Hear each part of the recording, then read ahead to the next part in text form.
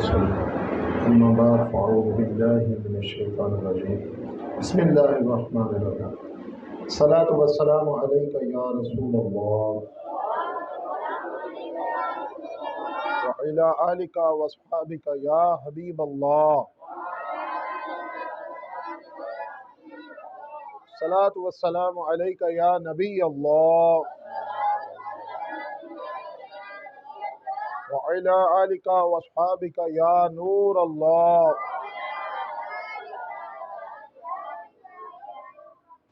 نبیوں کے سلطان رحمت عالمیان صلی اللہ علیہ وسلم کا فرمان علی شان، جو شخص مجھ پر ایک بار درود پڑھے اللہ تعالیٰ 10 رحمت نازل فرماتا ہے، اور جو 10 مرتبہ پڑھے اللہ تعالیٰ 100 رحمت نازل فرماتا ہے، اور جو 100 مرتبہ پڑھے اللہ تعالیٰ اس کی دونوں آنکھوں کے درمیان لکھ دیتا ہے یہ نفاق اور دوزخ کی آگ سے بری کر دیا گیا، نامہ اعمال بھی شہداء کے ساتھ دیا جائے گا۔ 1921 میں وصال ہے ہمارے امام اہل سنت کا، 104 سال ہو گئے قمری مہینے کے حساب سے۔ مشہور زمانہ کلام تقریباً سبھی مشہور ہی ہیں، کب سے پڑھے جا رہے ہیں۔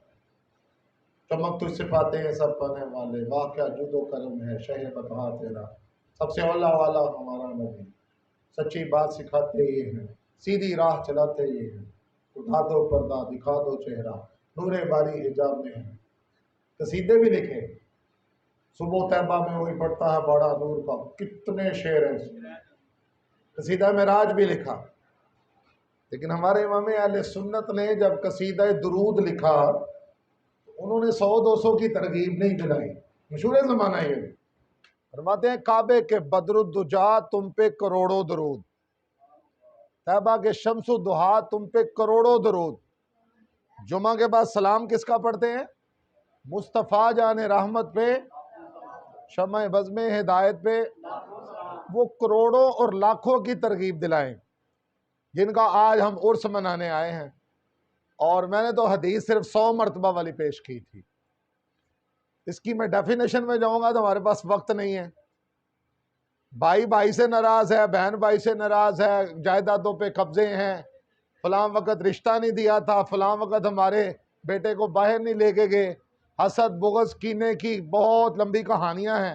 یہ نفرتوں کی آگ ہوتی نہیں تھی تو چلو میرے آقا صلی اللہ علیہ وسلم کا فرمان حق ہوتا ہے، حق ہوتا ہے، حدیث پاک ہے، آپ اس پر یقین کے ساتھ عمل کی نیت فرما لیں۔ آج عرس اعلیٰ حضرت پر کہ 100 مرتبہ درود پڑھیں گے، اللہ نے چاہا پیارے آقا کے فرمان کے مطابق نفاق کی آگ سے بری نفرتیں محبتوں میں تبدیل ہو جائیں گی انشاءاللہ، دوزخ کی آگ سے بری کر دیے جائیں گے۔ یہ بھی کوئی چھوٹی موٹی بات نہیں تھی، لیکن مسلمان سوشل میڈیا اور برے دوستوں کی سوسائٹی کا جو شکار ہے وہ آج کل دوزخ کے لطیفے سناتا ہے، ہنستا ہے، جبکہ دوزخ کے تذکرے پر میرے آقا کی آنکھوں سے آنسو جاری ہو گئے اور یہ دیکھ کر جبریل بھی رونے لگے۔ ہم لطیفے سنا رہے ہوتے ہیں تو دوزخ کی آگ سے بری کر دیا جائے گا۔ چھوٹی موٹی عام فیس یہ ہے میرے آقا کی رحمت، 100 مرتبہ درود پڑھو، ایک تسبیح درود پڑھو، کوئی وقت مقرر کرو، دوزخ کی آگ سے بھی بری کر دیے جاؤ۔ نامہ اعمال شہیدوں کے ساتھ دیا جائے گا، شہید کے خون کا پہلا قطرہ زمین پر ابھی گرتا نہیں، اسے اللہ کا دیدار ہو، اور جنت میں بھی کہے گا یا اللہ مجھے دوبارہ بھیج۔ شہیدوں کے ساتھ نامہ اعمال ملنا یہ قیامت کے روز چھوٹی موٹی بات نہیں تھی۔ فیس کیا تھی؟ 100 مرتبہ درود، میرے پاس وقت نہیں ہے، سارا دن گندے لطیفے، فلموں کی سٹوریاں، شادی کی خلوتوں کے قصے، موسم پر باتیں، سیاست پر باتیں، اور آتے ہی کچھ نہیں۔ تلاوت کتنی کی تھی، درود کتنا پڑھا تھا، ذکر کتنا کیا تھا، کوئی استغفار پڑھا تھا؟ نہیں جی، وہ ٹائم تو کرنا پڑے گا نا کو مینج۔ میں 2 سیکنڈ کے لیے خاموش ہوتا ہوں، آپ اس 100 مرتبہ والی حدیث پر عمل کی نیت کریں کہ میں نے یہ 100 مرتبہ پڑھنا کس وقت ہے۔ سوتے وقت ہے آپ کے پاس وقت، عصر کے وقت، ظہر کے وقت، قلولے کے وقت، فجر کے وقت، کون سا وقت؟ چلو میں 5 سیکنڈ خاموش رہا، امید ہے آپ نے نیت کر لی ہوگی کہ 100 مرتبہ درود پاک انشاءاللہ پڑھیں گے اور اس حدیث کی انشاءاللہ برکتیں لوٹیں گے انشاءاللہ۔ صلو علی الحبیب صلی اللہ تعالی علی محمد صلی اللہ علیہ وسلم۔ میاں شیر محمد شرکپور شریف والے، یہ ارائی برادری سے ہیں، بہت بڑے ولی ہیں پنجاب کے۔ یہ رات کو سوئے، خواب میں حضور سیدی غوث اعظم رضی اللہ تعالیٰ عنہ کی زیارت نصیب ہو گئی۔ ولیوں کے سلطان سے سوال کرتے ہیں کہ غوث پاک رضی اللہ تعالیٰ عنہ، دنیا میں آپ کا کوئی نائب ہے؟ غوث پاک نے فرمایا ہاں۔ کہا کون؟ کہا احمد رضا۔ اب وہ کدھر رہتے ہیں؟ کہا انڈیا کے شہر بریلی کے باشندے ہیں۔ پنجاب کدھر اور بریلی کدھر؟ یہ کیسا روحانی نظام ہے؟ میاں شیر محمد شرکپور شریف والے اپنے خاص مریدوں کے ساتھ نائب غوث اعظم کی زیارت کے لیے سفر فرمایا۔ ادھر اعلیٰ حضرت اوپر والے کمرے کو کہہ رہے ہیں یہ صاف کر دو، شیر پنجاب آ رہے ہیں۔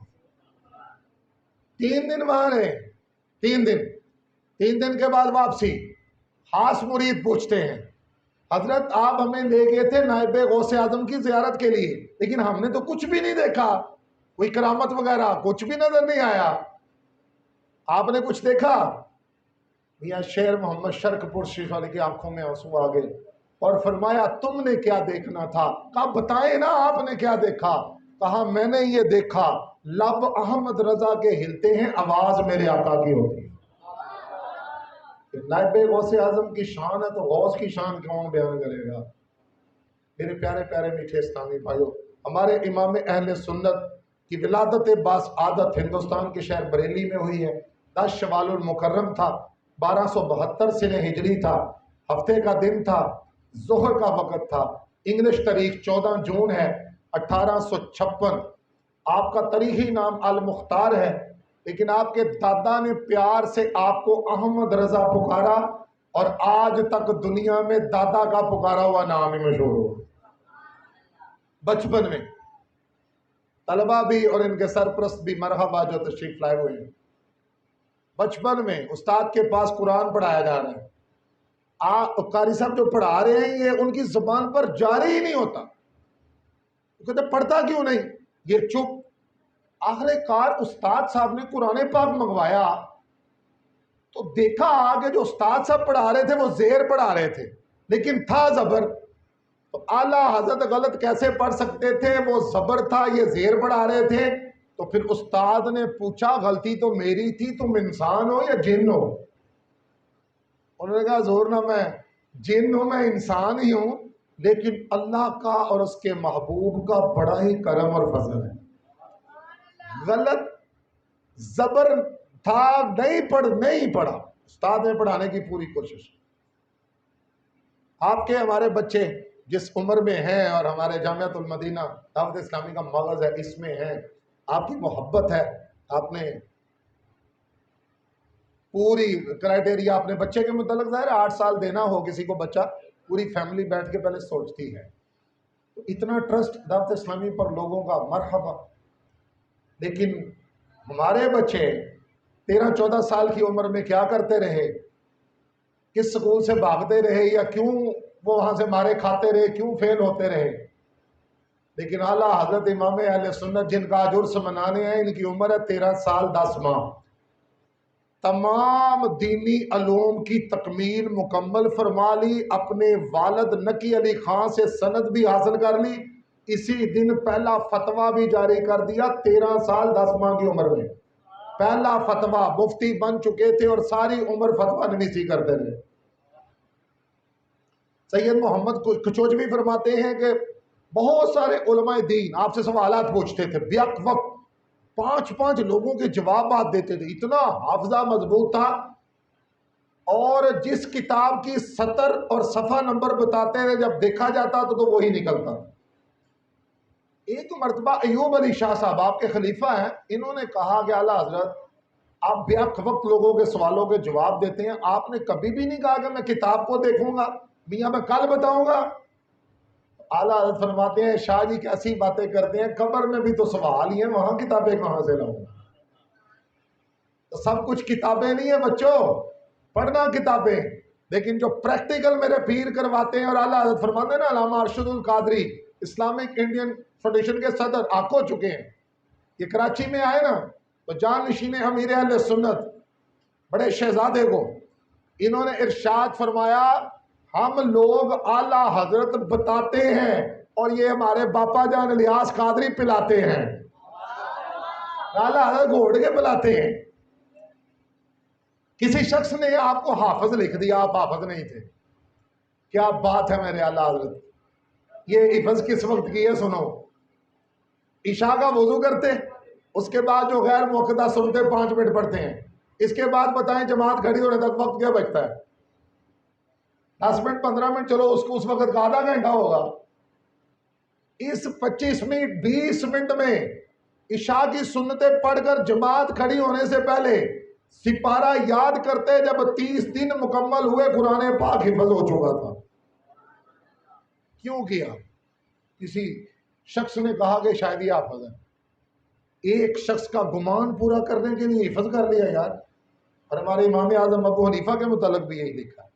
لوگوں نے کہا جانتے ہو کون ہے امام اعظم ابو حنیفہ؟ 200 رکعت نفل پڑھتے ہیں روزانہ، آپ نہیں پڑھتے تھے؟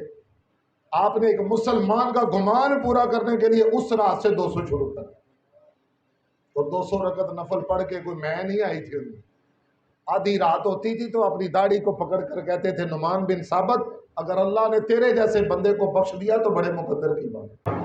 قرآن پاک کا اللہ تعالیٰ کی صفات اور ادب رسول میں ڈوبا ہوا ترجمہ اور آسان الفاظ میں، چلو تھوڑا سا نمونہ پیش کر دیتا ہوں۔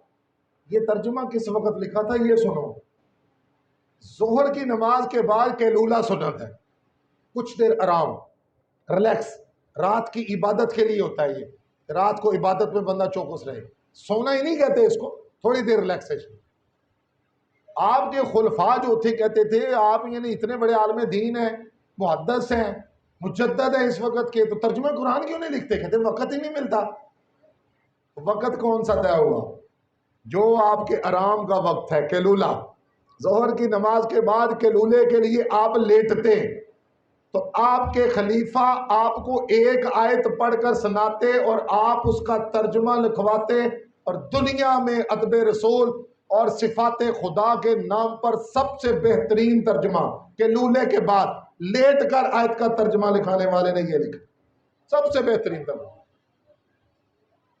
کسی بھی قرآن پاک کا ترجمہ اٹھا کے دیکھے، لیکن بسم اللہ الرحمن الرحیم شروع کرتا ہوں میں، تو بھائی میں ہی کرتا رہا، بکری میں کرے تو چھری تو پھرتی ہے۔